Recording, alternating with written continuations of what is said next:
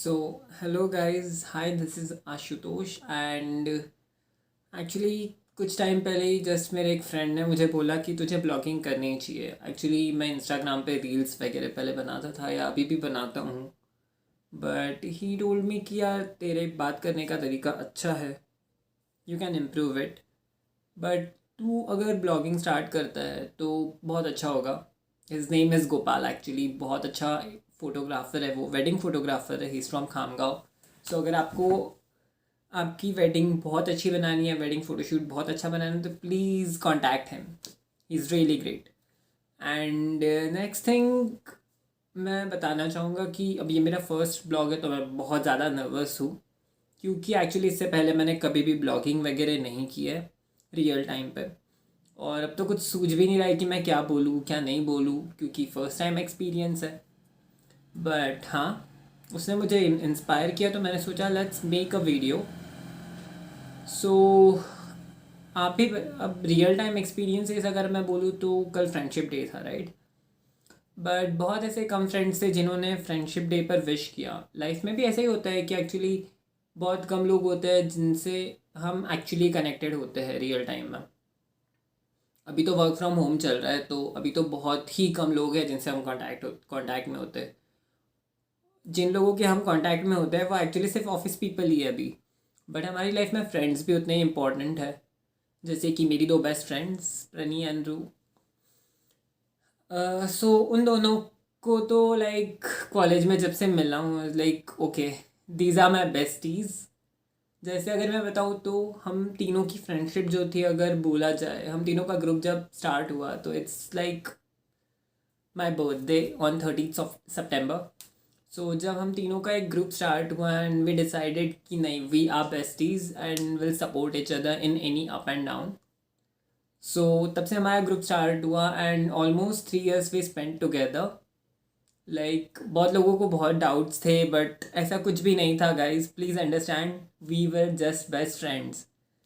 और उन दोनों के साथ एक्चुअली अगर मैं बोलूँ तो स्पेशल कनेक्शन इसीलिए भी बन गया क्योंकि काफ़ी सारी चीज़ें कॉमन थी, जैसे कि हर बेस्ट फ्रेंड में होती है।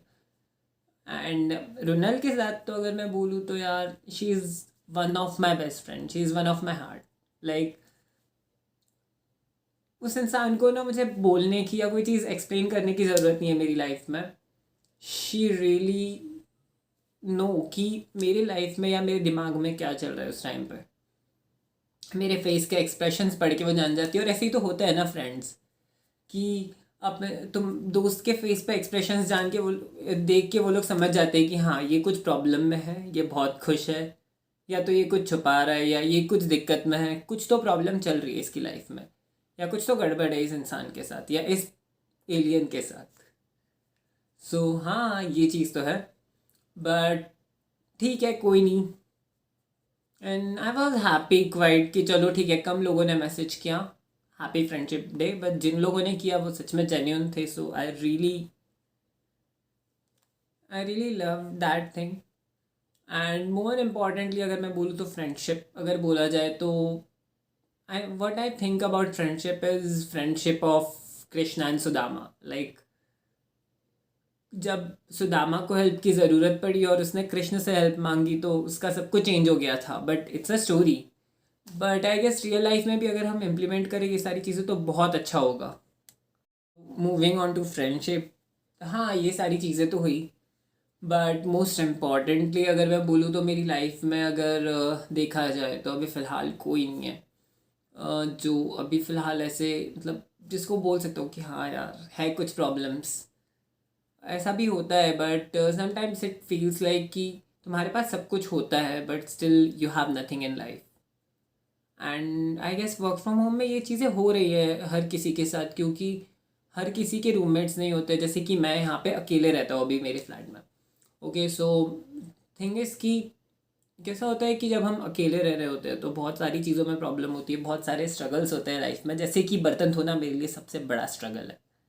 लाइक सबसे बड़ा वाला स्ट्रगल बर्तन धोना है। लाइक तुम खाना कितना भी बनवा लो मुझसे, झाड़ू पोछा करवा लो, मैं कर लूँगा, बट बर्तन धोना इज़ लाइक नहीं यार, हाथ गीला हो जाएगा वापस। So that's a tough job for me. But हाँ, मैं खाना भी काफ़ी अच्छा बना लेता हूँ कभी कभी। कभी कभी, क्योंकि हमेशा तो मैं नॉर्मल मतलब दाल रोटी सब्ज़ी ही बनाता हूँ।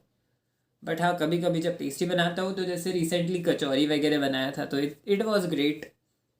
फर्स्ट टाइम बनाया बट टेस्ट अच्छा था।